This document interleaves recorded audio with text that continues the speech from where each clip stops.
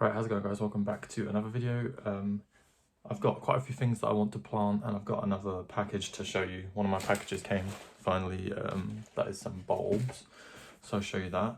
I'll probably do that first.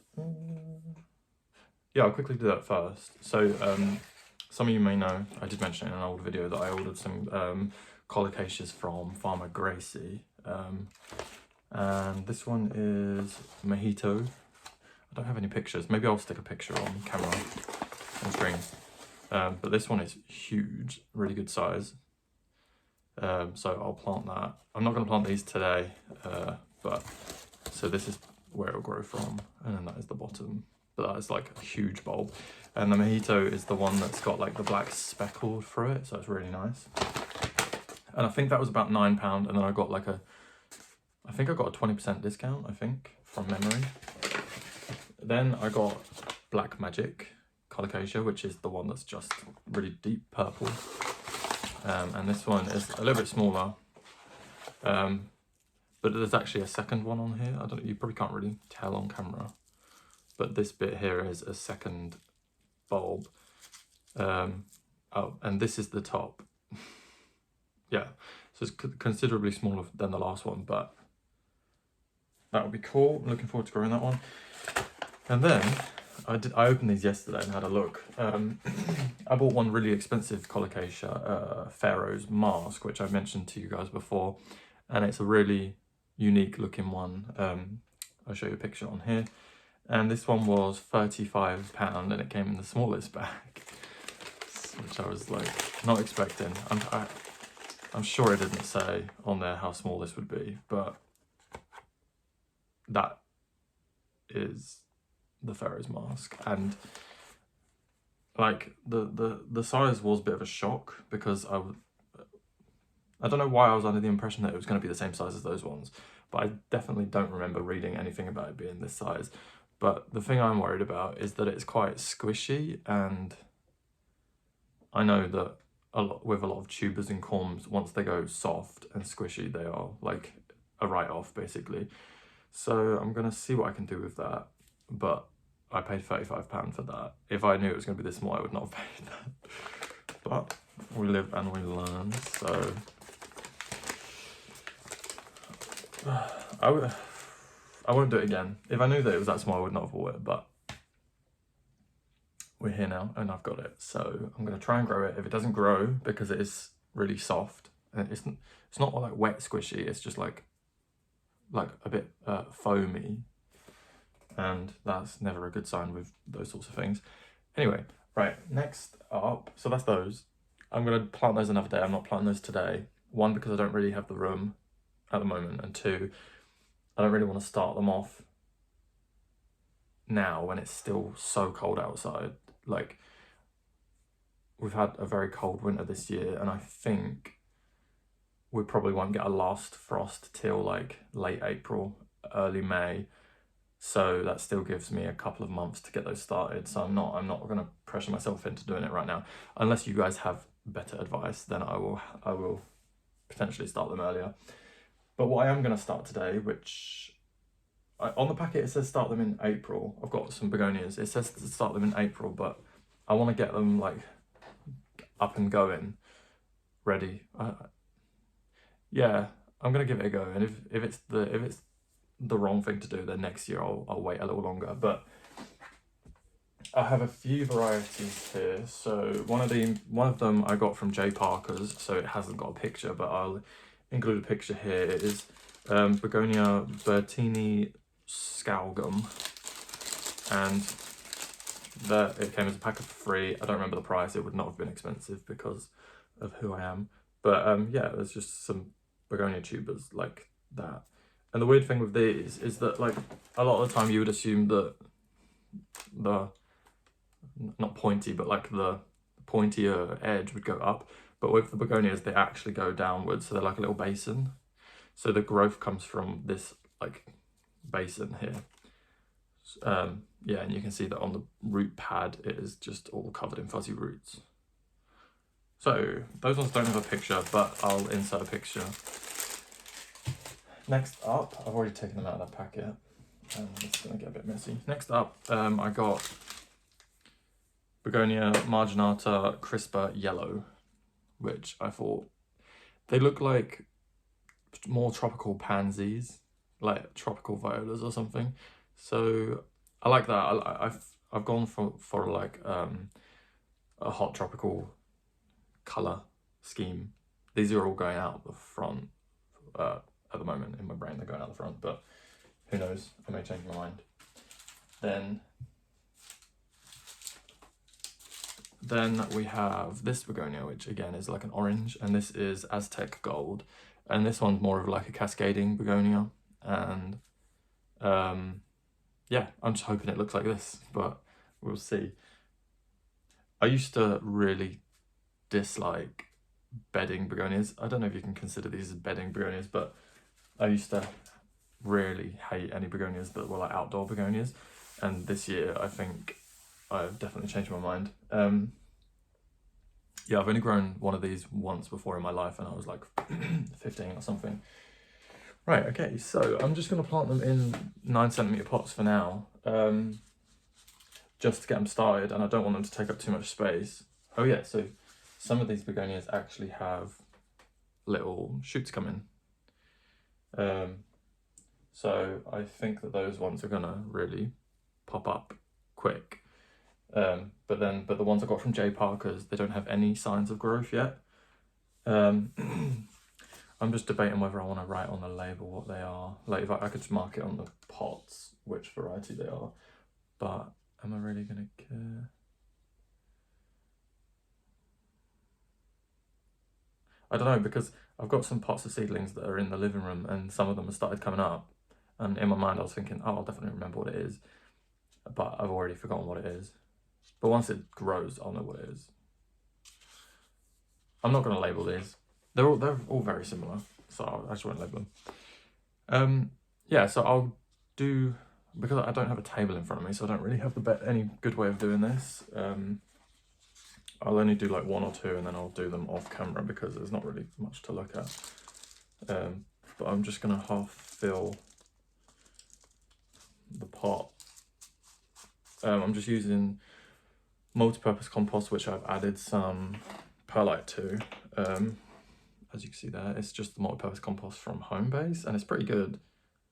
Like, yeah, it's going to be perfect for this. It's nice and white and fluffy, so yeah, I'm just going to go for it. So literally just going to place them in about yay deep, and then just lightly cover over the top, and that'll be it. So nothing too fascinating,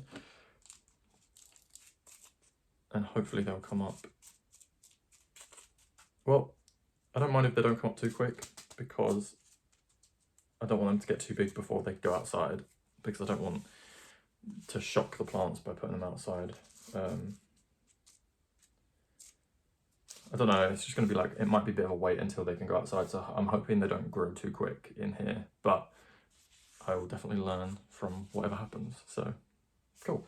Okay, I'm not going to do any more of those on camera because it's just nothing to look at really.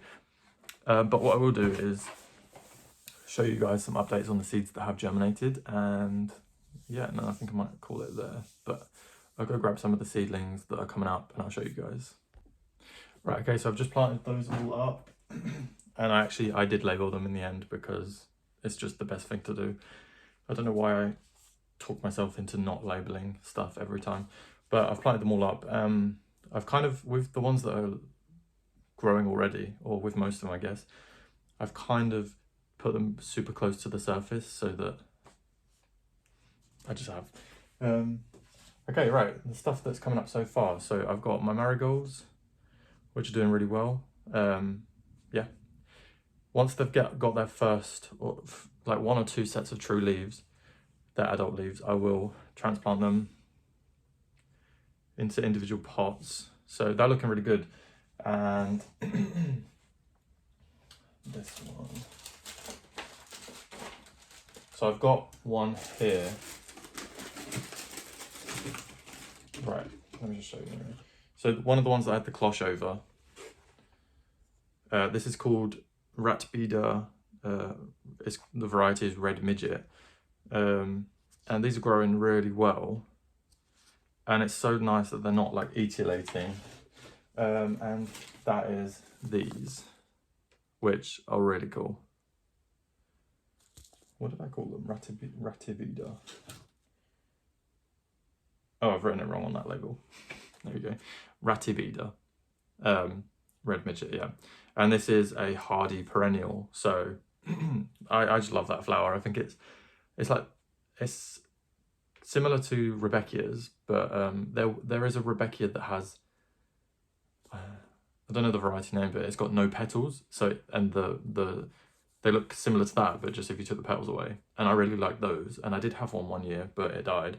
And I feel like this is a really good second best.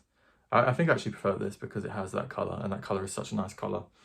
So I'm looking forward to seeing those grow. Oh, it's known as the Mexican hat plant. Okay, right. Yeah, so that's these, and there's a really good amount in there, and they're getting their first true leaves now. So yeah, but I'll let those get a little bit, well, I'll let those get maybe to about this tall before I transplant them into their own individual cells. So I'll probably put them into like a cell tray. I do have, let me try and show you. I've got another entire box of bulbs here, which are all dahlias. So I'm not going to do anything with those just yet.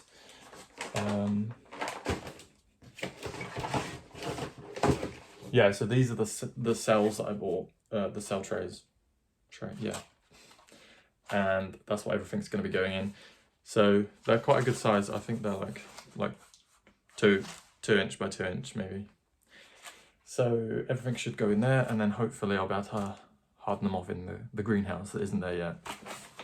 So I don't know if you can really see. You see where that wheelbarrow is? And I don't know if you can just see the base. The greenhouse is going to come out to here and go all the way to this fence. So it's going to be a good size. So I might be able to harden off my seedlings in the greenhouse. Although I don't think the greenhouse is going to be up in time for that. I'm not sure. We will see. I've got a lot of work to do. Yeah, so I've got those cell trays, and I just realised as well, I've got some trays here for the cell trays to go in. Because Homebase, we're doing a buy one, get one free situation. So I, yeah, bought one and got one free. They look different to each other. Anyway, right. Where was I? Okay, and then up next, seedlings, I've got, these are some tagetes or tagetes. I know people call them different things. My issue with these is that they're getting really etiolated, and they're not so bad yet. And I know tagetes do like get a bit like sporadic, but I just don't want them to get any more etiolated than they already are, because otherwise I might just need to re-sow like at a bit of a later date. Yeah, because these ones, the ones that aren't etiolated, the first two I showed, they are in the kitchen, which is a lot colder than the living room. And these have been in the living room, and I think the extra heat is just making them go a bit like crazy. So maybe I'll move these into the kitchen and try and just leave them in there for a bit and hope they, not slow down, but hope they kind of control themselves a bit. Oh, sorry, and the next, I've got tagetes this side, and then this side we've got coleus, and they haven't come up yet.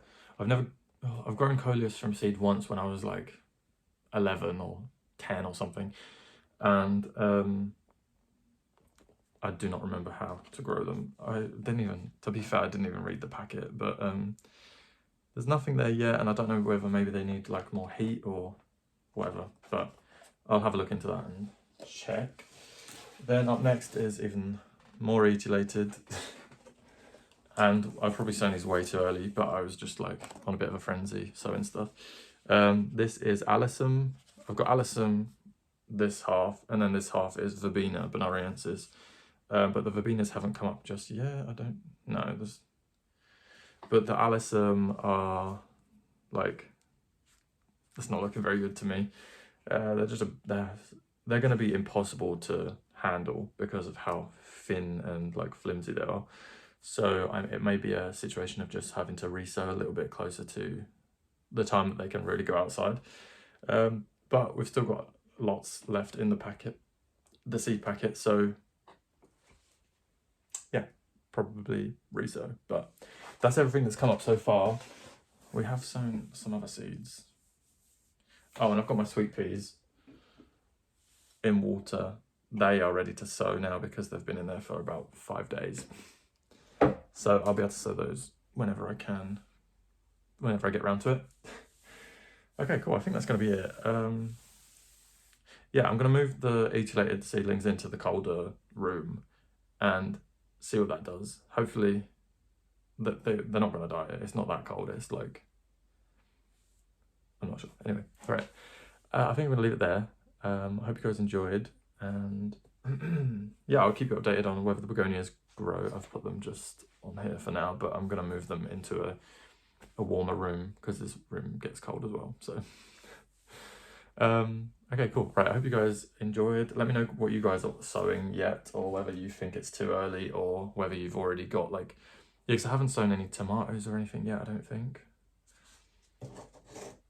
I always get worried that it's going to be too early and then I'm going to end up with super etiolated plants that I just need to like resow anyway, so it's working fine. Some of the stuff's going to work, some of it ain't. That's fine. And the good thing is I've got loads of seeds left of the plants that are etiolated, so yeah, not a problem. Okay, right, I'm going to stop rambling. And yeah, I don't know what my next video is going to be about, but houseplant related, definitely. Yeah, so my begonias are flowering, and I did some pollinating of them yesterday, so could include that in a video maybe. All right, I'm not sure. I'll if you guys have anything you want to see that you haven't seen in a while, let me know and I'll try and make it work. So yeah, okay, all right, thank you guys for watching. I'll see you in the next video.